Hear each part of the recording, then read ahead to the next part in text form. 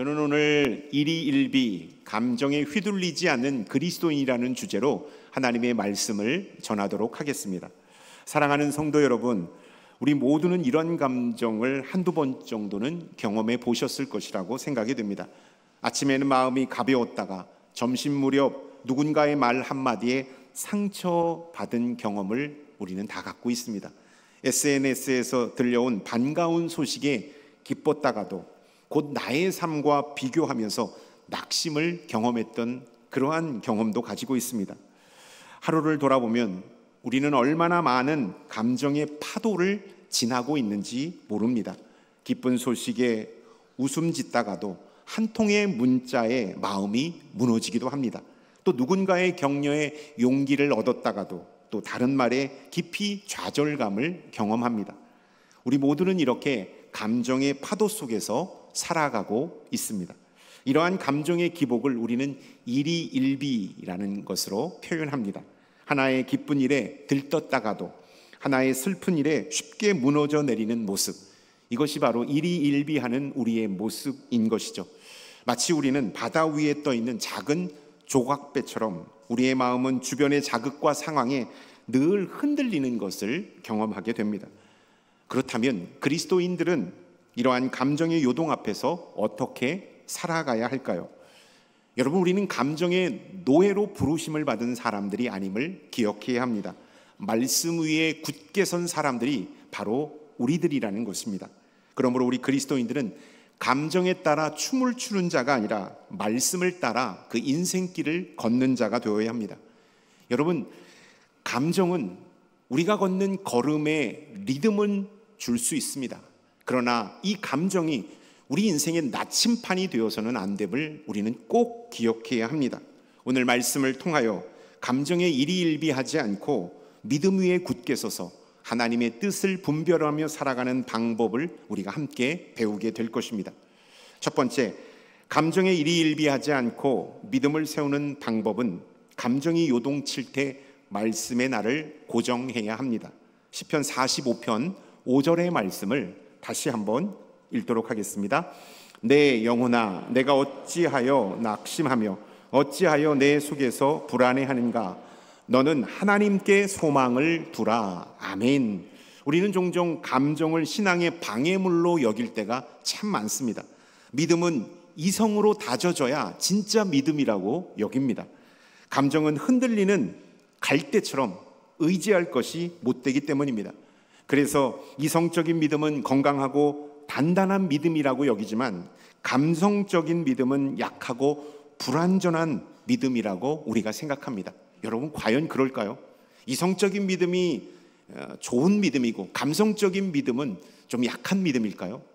성경은 그것을 우리에게 말씀하고 있지 않습니다. 성경에서 감정은 결코 부정되거나 무시되지 않는 영역이기 때문입니다. 여러분, 하나님께서 우리에게 감정을 주셨는데 그 감정은 하나님께서 우리에게 주신 정서적 선물이라는 사실을 우리는 기억해야 합니다. 또한 영혼이 현실에서 반응하는 방식, 우리의 영혼이 현실에 반응하는 방식이 바로 감정으로 나타나고 있다라는 것입니다. 문제는 감정을 느끼는 것 자체가 문제가 아니라는 것입니다. 여러분, 진짜 문제는 뭘까요? 감정이 나의 삶의 기준이 되어버릴 때 그것이 바로 문제라는 것입니다. 감정이 나를 이끌고 나아갈 때, 감정이 나의 삶을 이끌고 나아갈 때가 문제가 된다라는 것입니다. 여러분, 감정은 나침판이 아닙니다. 감정은 계기판입니다. 우리의 실제 컨디션, 우리의 지금 상태를 알려주는 계기판과 같은 것이 감정인 것이죠. 그런데 감정이 나침판이 되어 우리를 끌고 갈 때가 있습니다. 감정이 방향을 결정할 때가 있습니다. 여러분, 컨트롤되지 않은 감정, 하나님 앞에서 다듬어지지 않는 감정은 죄악의 길로 우리를 인도한다라는 것입니다. 불의한 길로 우리를 인도합니다. 음란한 길로 우리를 인도한다라는 사실을 우리는 알아야 하는 것입니다. 시편 42편은 바벨론 포로기 즈음에 예루살렘 성전을 그리워하면서 부른 애가의 시입니다. 시인은 내면의 깊은 고통, 내면에서 끓어오르는 깊은 고통을 이렇게 고백하고 있습니다. 내 영혼아, 내가 어찌하여 낙심하며 어찌하여 내 속에 불안해하는고. 여러분, 자신의 내면의 고통을 마치 설교하듯이 자기 자신에 대하여 솔직하게 선포하고 있는 시인을 만나보게 된다라는 것입니다. 여러분, 낙심하다라는 히브리어 원어의 뜻은 무너지다, 꺾이다라는 뜻을 가지고 있습니다. 시인은 자신의 무너진 상태를 회피하지 않고 정직하게 하나님 앞에 고백하고 있습니다. 하나님, 제가 무너졌습니다. 제가 꺾였습니다. 살아갈 소망이 없는 상태에 이르렀습니다 라고 하나님 앞에 자신의 솔직한 마음의 심경을 고백하고 있습니다. 그러나 그곳에 머물지 않고 있다라는 것을 성경 말씀은 우리에게 가르쳐주고 있습니다. 너는 하나님께 소망을 두라. 지금 저는 낙심되고 꺾이고 살 소망이 없지만 저는 여기서 포기하지 않겠습니다. 소망 대신 하나님을 바라보며 힘을 내겠습니다 라는 것을 시편 기자는 고백하고 있습니다. 여러분, 시편 기자는 자신의 감정을 인정하면서도 그 감정 위에 말씀을 세우고 있다라는 것입니다. 그리고 말씀이 나의 감정을 이끌고 나의 인생을 이끌어서 나를 하나님 앞으로 나아가게 하고 있다라는 것을 성경은 우리에게 가르쳐주고 있다라는 것입니다. 여러분, 그렇습니다. 감정 위에 하나님의 말씀이 있을 때 우리는 그 흔들리지 않는 인생을 살 수 있다라는 것을 우리는 이 말씀을 통하여 다시 한번 깨닫게 됩니다.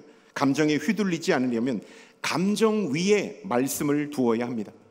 여러분, 왜 우리의 신앙이 자꾸 흔들릴까요? 멘탈이 붕괴하면 믿음도 같이 무너져 내리는 그런 경험을 우리가 왜 자꾸 반복해서 행하는 것일까요? 말씀이 감정을 이끌고 가지 않기 때문입니다. 말씀 위에 감정이 있어서 이 감정이 나를 끌고 가기 때문에 지금까지 하나님으로부터 받았던 은혜, 말씀, 성령의 충만함은 내 멘탈이 흔들리고 내 감정이 요동치면 함께 그것도 사라져버리는 그러한 상황 가운데 처하게 된다라는 것입니다. 대표적인 케이스가 주차장에서 이런 일이 일어나지 않을까요? 주일날 예배 때 예배드리고 은혜를 충만하게 받았습니다. 회개도 했습니다. 하나님께서 나에게 왜 이 말씀을 주는지를 깨달았습니다. 은혜 충만하게 받고 예배당을 나가는데 이중주차가 돼 있는 거예요. 전화를 해도 받지 않습니다. 기분이 상하기 시작합니다. 근데 계속 전화를 받지 않아요. 그러면 감정이 폭발합니다. 그 순간 우리가 받았던 은혜는 온데간데 없고 감정에 사로잡혀 흥분돼 있는 우리 자신을 발견할 때가 참 많습니다. 우리 교회 얘기가 아니라 제가 예전에 섬기던 교회 주차장 담당 목사를 할 때 있었던 일을 제가 리얼하게 말하는 겁니다. 우리 교회에 그런 일이 없었습니다. 정말로 감정이 폭발하는, 받았던 은혜가 다 날아가는 그러한 것을 경험하게 되는 것입니다. 여러분, 감정은 바람처럼 늘 방향을 바꾸고 우리를 흔들 수 있습니다. 하지만 말씀은 배의 돛과 같습니다. 여러분, 돛은 아무리 힘찬 바람이 불어와도 바람을 잘 받습니다. 그리고 방향을 잘 잡습니다. 그래서 폭풍우와 같은 바람이 불을지라도 말씀의 돛을 달면 그 돛에 의하여 그 바람이 우리를 잠잠케 하고 올바른 길로 인도한다라는 사실을 우리가 기억했으면 좋겠습니다. 감정 위에 말씀이라는 돛을 세울 때 우리는 어떤 폭풍에도 흔들리지 않고 평안히 항해할 수 있다라는 사실을 여러분 기억할 수 있기를 축원합니다. 아멘. 감정이 우리의 마음을 지배하면 삶은 흔들릴 수밖에 없습니다. 여러분, 그토록 예수 그리스도를 사랑한다라고 고백했던 베드로가 바로 그 대표적인 케이스라고 할 수 있겠습니다. 예수님의 수제자로 부름을 받았습니다. 예수님께서 하신 말씀을 그는 다 믿었고 받았습니다. 바다 위도 걷는 기적도 맛보았습니다. 그리고 주는 그리스도시요 살아계신 하나님의 아들이심을 완벽하게 신앙 고백으로 예수님께 말씀을 드렸습니다.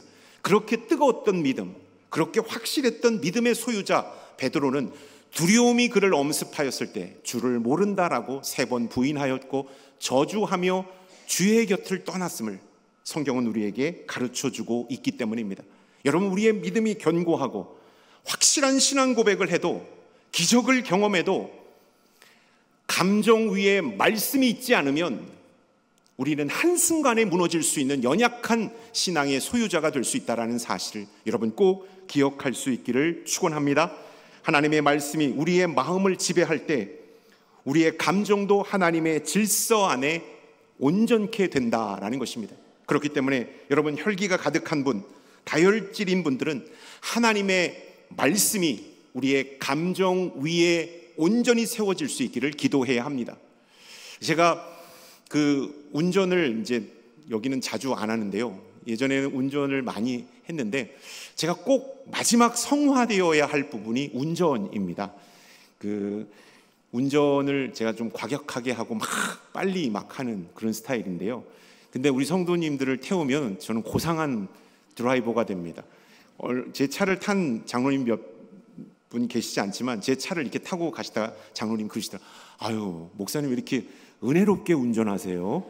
고상하게 운전하세요? 제가 핸들을 잡고 회개했습니다. 주여, 우리 장로님이 저의 실체를 알지 못하게 해 주옵소서. 저의 진면목을 맛보지 않게 해 주십시오 라고 회개를 했어요. 그러면서 저는 이렇게 다듬고 있습니다. 지금 막 과격하게 막 하지는 않습니다. 다듬고 있습니다. 컴다운해서 다듬고 있습니다. 하나님의 말씀을 운전 중에 듣고 찬양을 들으면 그나마 흥분되었던 운전 감각이 잠잠게 되는 것을 보게 됩니다. 그러나 여전히 성도님을 옆에 태우면 저는 우아하게 운전할 예정입니다. 정말로 하나님의 말씀이 제 안에 계속해서 운전할 때 퍼지고 찬양을 들으면 정말로 잠잠게 되는 제 자신을 바라보게 되었습니다. 여러분, 말씀이 우리 안에 있을 때 흥분된 감정이 잠잠게 되는 겁니다. 폭발하고 요동치는 우리의 감정이 온전하게 된다라는 것입니다. 여러분, 예수님도 감정을 가지셨습니다. 그리고 표현하셨습니다. 요한복음 11장에 보면 예수님께서 나사로의 죽음을 바라보시면서 눈물을 흘리셨습니다. 마가복음 3장에 보면 노하시고 근심하시는 그 감정 표현이 나타나고 있습니다. 누가복음 19장에 보면 무너져 내려가고 있는 예루살렘 성을 바라보며 우시는 장면이 나오고 있습니다. 예수님은 감정을 부끄러워하지 않으셨습니다. 감정을 하찮다고 무시하지도 않으셨습니다. 당신이 그 감정을 나타내 표현하셨기 때문입니다. 그러나 감정이 예수님의 결정과 행동을 좌우하지 않았다라는 사실을 우리가 꼭 기억했으면 좋겠습니다. 예수님의 결정적인 그 우선은 진리였고 순종이었다라는 것입니다. 예수님은 십자가 앞에서 슬퍼하셨습니다. 할 수만 있다면 이 십자가가 지나가기를 기도하셨고 원하셨습니다. 그러나 결국 진리와 순종을 선택하셨음을 성경은 우리에게 가르쳐주고 있습니다. 감정에 휘둘리지 않고 감정을 따라 나아가지 않고 하나님의 말씀을 따라 십자가를 지셨습니다. 순종을 따라 십자가의 희생양이 되셨음을 성경은 우리에게 가르쳐주고 있습니다. 여러분, 그렇다면 예수 그리스도의 순종으로 우리가 회복되고 구원받은 자 아니겠습니까? 그렇다면 우리가 예수 그리스도 안에 충만할 때, 예수 그리스도 안에 온전히 새롭게 될 때 우리도 감정을 다스릴 수 있는 능력이 부어지게 된다라는 사실을 여러분 꼭 기억할 수 있기를 축원합니다. 감정에 끌려다니는 인생이 아니라 감정 위에 진리를 세우고 말씀으로 감정을 다스릴 수 있는 삶이 우리 가운데 부어졌다라는 것입니다. 예수 그리스도께서 우리를 구원해 주셨기 때문입니다. 그 예수 그리스도 안에 있을 때 우리는 감정에 끌려다니는 인생이 아니라 말씀의 인도함을 받는 인생이 된다라는 것입니다. 지금 이 사회는 포스트 모던 사회를 넘어 후기 포스트 모던 사회에서도 한참 더 들어가고 있습니다. 현대 사회는 감정을 진리처럼 여기고 있습니다. 많은 사람들이 절대 진리는 이 세상에서 존재하지 않습니다. 내가 느끼는 것이 곧 답이다. 내가 느끼는 것이 곧 진리라고 말하고 있습니다. 느낌이 그렇다면 그게 맞는 거라고 말하고 있습니다. 여러분, 그것이 정답일까요? 성경은 그렇게 말씀하지 않으셨습니다. 말씀이 진리다. 감정은 진리를 따라야 한다라고 말씀하고 있습니다. 여러분, 감정을 따라 살아가는 사람은 믿음 없는 말을 합니다. 기분이 안 좋아서 예배에 빠졌어요. 마음이 복잡해서 말씀이 묵상이 안 돼요. 말씀이 이상적이네요. 현실은 다르잖아요. 여러분, 감정의 렌즈, 내 필의 느낌의 렌즈로 지금 되어지는 상황을 바라보면 기분이 안 좋기 때문에 예배 드릴 수 없다고 말합니다. 마음이 복잡해서 말씀이 귀에 들어오지 않는다고 말합니다. 그리고 그 말씀이 현실적이지 않는다라고 비판합니다. 그러나 감정의 렌즈가 아닌 믿음의 렌즈, 그 믿음의 렌즈로 상황을 보면 믿음 있는 사람의 말을 하게 됩니다. 기분이 아니라 말씀이 기준이다. 현실보다 진리가 먼저다. 감정이 흔들려도 나는 말씀 위에 서겠다. 여러분, 믿음이 좋은 사람은 내가 느끼고 있는 감정과 내가 갖고 있는 신앙을 분리할 줄 아는 사람입니다. 내가 지극히 낙심되고 지극히 우울하고 지극히 분노가 치밀지만 나의 믿음이 이것들보다 더 우선하기 때문에 이 모든 감정을 잠재우고 하나님 앞에 담대히 나아갈 수 있는 것, 이것이 바로 믿음의 모습이라는 사실을 성경은 우리에게 가르쳐주고 있습니다. 감정이 기준이 되는 삶이 우리의 삶이 되어서는 안 됩니다. 말씀이 기준이 되는 삶을 살 때 우리는 감정에 휘둘리지 않는 믿음의 사람이 된다라는 사실을 여러분 기억할 수 있기를 축원합니다. 그렇다면 나는 감정을 따라 살아가는 사람인가? 하나님의 말씀을 따라 살아가는 사람인가? 우리 자신에게 질문해 볼 수 있기를 바랍니다. 감정에 일희일비하지 않고 믿음을 세우는 두 번째 방법은 감정이 무너져도 믿음의 루틴을 굳게 유지해야 합니다. 여러분, 감정이 날마다 요동칩니다. 하루에도 12번 이상 그 감정은 우리 안에 온전하게 요동치는 것을 보게 됩니다. 그 감정을 따라가다가는 우리의 믿음은 온데간데 없이 사라져버리는 것을 경험합니다. 여러분, 이것을 잠재울 수 있는 방법, 영적인 루틴입니다. 개인의 경건, 훈련이 우리 안에 잘 장착이 되어 있을 때 우리는 요동치는 상황 속에서도 흔들림 없이 믿음의 길을 걸어갈 수 있다라는 것입니다. 제가 교육전도사를 한지 얼마 되지 않았을 때 저희 부감 선생님으로 계셨던 한 권사님이 계십니다. 믿음 생활을 잘 하셨고 보는 것 자체만으로도 천사의 모습을 띠는 것처럼 영적인 분이셨어요. 새벽 예배를 드리고 또 하나님의 말씀을 큐티하고 묵상하시는 권사님이셨어요. 근데 그 권사님 자녀들이 참 신실했고 똑똑했습니다. 첫째 아들 형제님이 한동대학을 졸업하고 이 연구소에서 군 대체 복무를 했습니다. 그리고 나서 연구소를 마치고 군 대체 복무를 마치고 삼성전자에 입사를 했어요. 그리고 나서 그 얼마 휴식 기간 동안 유럽 여행을 떠났습니다. 배낭여행을 떠났습니다. 배낭여행을 떠나고 나서 권사님과 우리 교육부 선생님들끼리 수련의 장소를 정한다고 이렇게 지방을 내려가서 점심 식사를 하는데 권사님이 그렇게 말씀하시더라고요. 예, 오늘 점심은 예산으로 드시지 마시고 저희 아들이 좋은 회사에 취직했으니까 제가 한 통 내도록 하겠습니다 라고 해서 정말로 음식점에 들어가서 음식을 시키고 정말로 축하드린다라고 이렇게 덕담을 오고 갈 때 외교부에서 그 권사님에게 전화가 왔습니다. 누구 아드님 있으시죠? 예, 우리 아들입니다. 스위스 여행 중에 아드님이 크게 다치셨습니다. 곧 운명하실 것 같습니다 라는 소식을 들었어요. 그리고 나서 그 축하 식사 자리를 식사하지 못하고 바로 서울로 올라왔어요. 봉고차 안에서 권사님을 대각선에서 지켜보는데 흐르는 눈물, 말없이 눈물을 흘리셨습니다. 그리고 집에 도착해서 온 교우와 목사님이 다 오셔서 함께 예배를 드리는데 권사님께서 이렇게 말씀하셨어요. 우리 아들 하늘나라로 유학 보냈다라고 생각하겠습니다. 그리고 우리 아들이 꿈꿨던 삶을 저희 부부가 대신해서 살겠습니다. 그리고 하나님 앞에 감사하겠습니다. 그렇게 권사님이 말씀하시는 걸 보고 제가 엄청난 충격을 받았어요. 어떻게 요동치는 감정을 잠재울 수 있을까?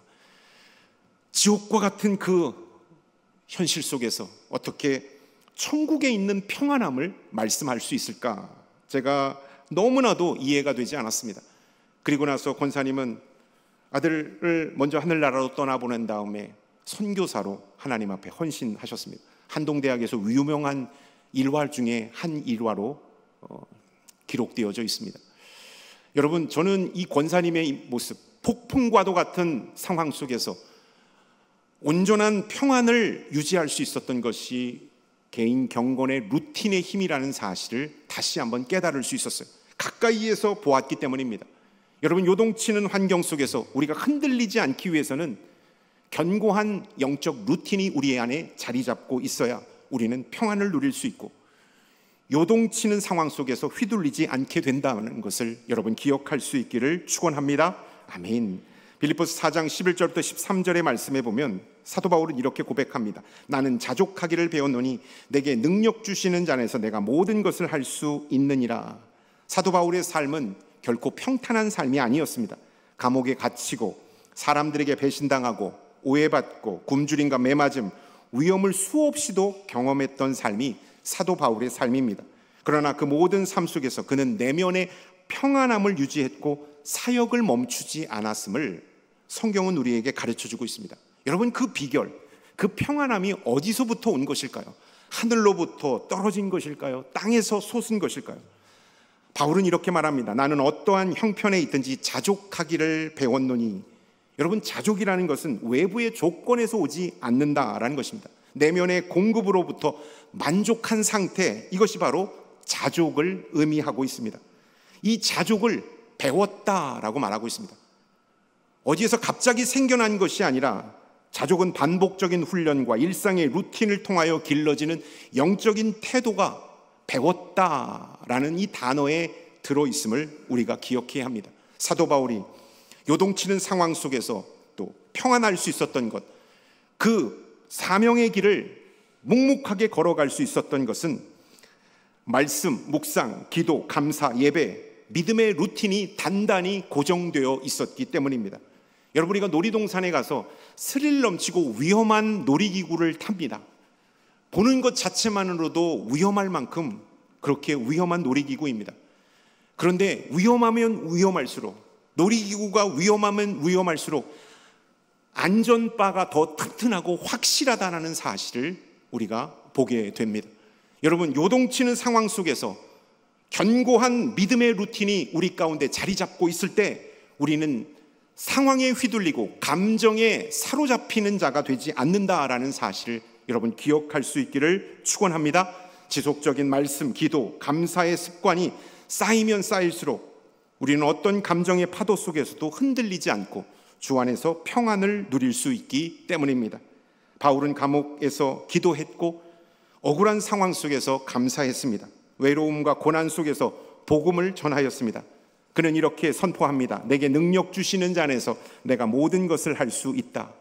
이렇게 폭풍과도 같은 그의 삶 속에서 담대하게 내게 능력 주시는 자 안에서 내가 모든 것을 할 수 있다라고 고백할 수 있었던 것은 믿음의 루틴이 그 안에 굳건하게 자리 잡고 있었기 때문입니다.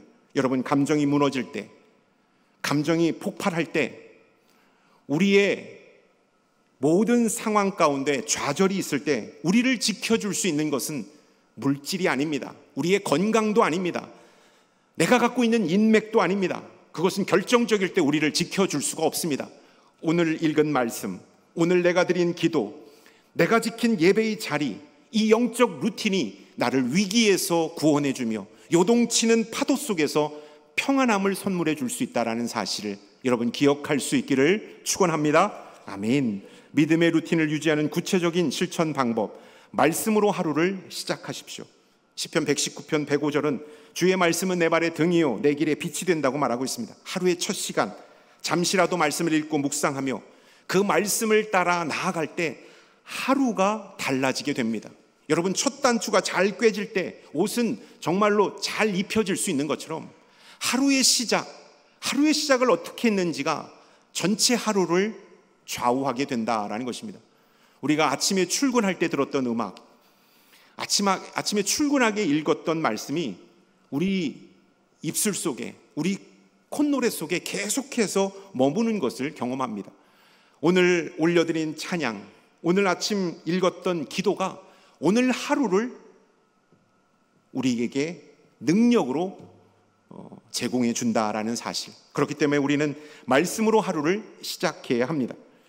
두 번째, 기도로 감정을 마무리해야 합니다. 자기 전 속상했던 일, 기분 상했던 일, 미움을 품었던 일, 성실하지 못했던 일, 정직하지 못했던 일을 주님께 올려드리며 회개와 용서를 구하는 시간을 가져야 합니다. 그리고 그날 있었던 모든 것들을 새롭게 하는, 리셋하는 기도를 하나님 앞에 올려드려야 합니다. 주님, 오늘 마음속에 남은 모든 감정을 주님께 올려드립니다. 용서와 회복으로 새롭게 하여 주시고 평안과 믿음으로 하루를 마치게 해 주십시오. 그럴 때 우리는 거룩한 루틴이 자리 잡게 된다는 것입니다. 마지막으로 감사와 예배의 루틴을 유지해야 합니다. 데살로니가전서 5장 16절부터 18절은 항상 기뻐하라, 쉬지 말고 기도하라, 범사에 감사라고 말씀하고 있습니다. 영적인 루틴을 계속해서 유지하라는 것입니다. 사단에게 틈을 내어주지 말고 영적 루틴을 다지라는 말씀이 바로 이 말씀인 것이죠. 정기적인 예배, 공동체 안에서 머무르는 습관, 감사의 기도가 우리의 믿음을 지탱해 준다라는 것입니다. 여러분, 감정은 자동차에 비유하면 가속 페달, 악셀과 같습니다. 이 감정은 우리를 급발진하게 합니다. 급노하게 하고 급우울하게 하고 급하게 흥분하게 만듭니다. 가속 페달을 우리에게 확 안겨주는 것이 감정입니다. 그렇다면 기도, 말씀, 영적인 루틴은 브레이크 역할을 하는 것입니다. 급발진할 때 강력한 제동장치로 그것을 막아줍니다. 그래서 더 이상 죄악된 자리로, 유혹의 자리로 나아가지 못하도록 우리를 보호해 주는 것이죠. 여러분, 배기량이 좋은 자동차일수록 제어장치가 더욱더 견고하게 세팅되어 있음을 우리는 기억해야 합니다. 요동치는 세상 속에서 우리를 지켜줄 수 있는 것, 영적 루틴입니다.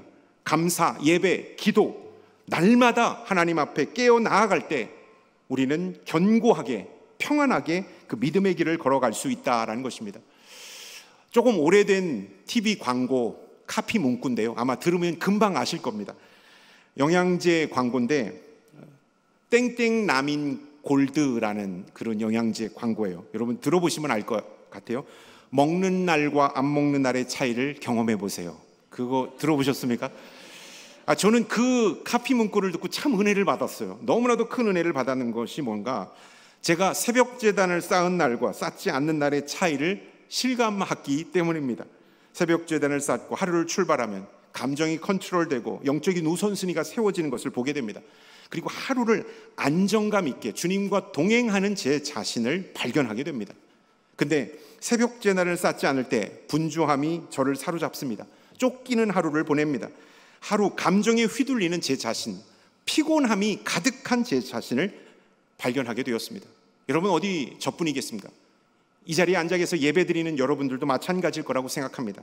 영양제 광고에서 복용한 날과 복용하지 않는 날의 차이가 나는 것처럼 영적 루틴을 쌓은 날과 쌓지 않는 날의 차이는 엄격하게 다르다라는 사실을 우리가 기억해야 합니다. 내가 지금 쌓고 있는 영적 루틴이 머지않아 올 폭풍을 이겨낼 힘을 제공해 준다라는 것입니다. 제가 목회할 때 참 많은 선배님으로부터 좋은 훈련과 또 가르침을 받았습니다. 이 말씀 제가 실명을 공개하는데, 저랑 함께 같은 교회에 있다가 담임 목사로 나가신 서울에 있는 방주교회 반태효 목사님이라는 분이 계신데, 저한테 참 목회적인 훈련을 잘 시켜주셨어요. 목회란 이런 거야, 성도들은 이렇게 되어야 된다, 교회를 섬길 땐 이런 자세가 필요하다는 것을 정말로 상세하게 가르쳐 주신 목사님입니다. 그 목사님께서 이런 말씀을 하셨어요. 자기 감정을 다스릴 줄 아는 목사가 참된 영성을 갖춘 목사입니다. 이정환 목사님, 좋은 목사, 영적인 목사는 기도 유창하게 하는 목사 아닙니다. 설교 기가 막히게 잘하는 목사 아닙니다. 정말로 멋지게 목회하며 퍼포먼스를 보이는 목사가 아니라 감정을 다스릴 수 있는 목사, 자신의 감정을 다스릴 수 있는 목사, 기뻐도 흥분하지 않고 슬퍼도 너무나도 마음 아파하지 않고 평정심을 유지하면서 그 복음의 길, 목회의 길, 믿음의 길을 걸어갈 수 있는 목사가 참된 영성을 가진 목사입니다 라는 사실을 가르쳐 주셨어요. 여러분, 목회자가, 리더가 감정이 오르락내리락하고 하루가 다르게 감정이 요동친다면 어떻게 성도님들을 섬기고 사랑할 수 있겠습니까? 어떻게 하나님의 말씀을 온전히 전할 수 있겠습니까? 불안하지 않겠습니까? 감정에 따라서 변하는 그것에 의하여 우리는 너무나도 어려움을 겪게 될 것입니다. 여러분, 사단은 우리의 감정을 날마다 공격합니다. 우리의 감정에 불화살을 쏘아댑니다. 그래서 롤러코스터를 타게 만듭니다. 그 롤러코스터 속에서 평안함을 유지할 수 있는 것은 영적인 루틴입니다. 오늘 기도하는 것, 큐티하는 것, 예배드리는 것, 하나님을 만나는 영적 루틴이 있을 때 우리는 견고한 하나님의 사람이 된다라는 사실을 여러분 기억하시고, 날마다 경건의 습관이 우리의 삶 가운데 강력하게 자리 잡기를 축원합니다. 아멘. 감정에 일희일비하지 않고 믿음을 세우는 세 번째 방법은 감정을 진리로 해석하고 하나님 앞에 올려드려야 한다라는 것입니다. 열왕기상 19장의 말씀에 보면 갈멜산에서 위대한 승리를 거둔 엘리야가 이세벨의 협박을 받고 광야로 도망칩니다. 그리고 이렇게 믿음 없는 고백을 합니다. 여호와여, 넉넉하오니 내 생명을 거두소서. 여러분, 큰 승리를 거두었지만 이세벨의 위협 앞에 자신이 감당해야 할 사역의 무게에 압도되어 정말로 외로움과 두려움에 지쳐 자신을 죽여달라고 고백하고 있습니다. 저는 이 모습을 보면서 영성이 깊은 사람도 때때로 감정에 흔들릴 수 있다라는 사실을 다시 한번 깨닫게 됩니다. 엘리야의 모습을 통하여 그 사실을 깨닫게 됩니다. 그러나 하나님은 엘리야를 정죄하지 않으셨습니다. 그에게 먹을 것과 쉴 환경을 제공해 주셨습니다. 그리고 하나님은 그를 다독이셨고 다시 한번 회복될 수 있는 환경을 제공해 주셨습니다. 그가 솔직하게 자신의 감정을 토로했을 때 하나님은 그 감정을 부끄러워하지 않으시고 그 감정을 받아주셨고 올바른 방향으로 이끌어 주셨다라는 사실입니다. 하나님은 엘리야에게 이렇게 물으셨습니다. 내가 어찌하여 여기 있느냐?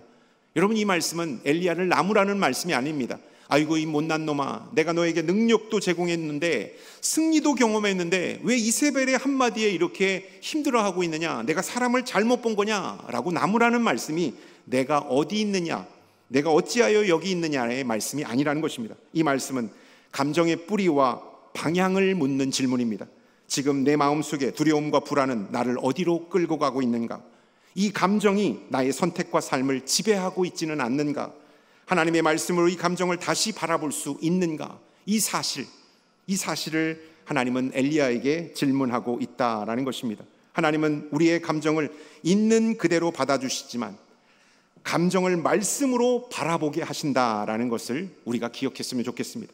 여러분, 감정을 말씀으로 다시 바라볼 때 우리는 다시 한번 그 감정에 휘둘리지 않는 자가 된다라는 것입니다.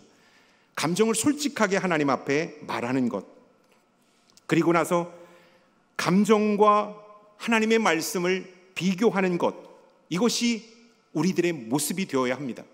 여러분, 요셉은 형들의 모함을 받고 애굽으로 팔려갑니다. 억울하게 옥살이를 합니다. 너무나도 비참한 인생이 요셉의 인생이었습니다.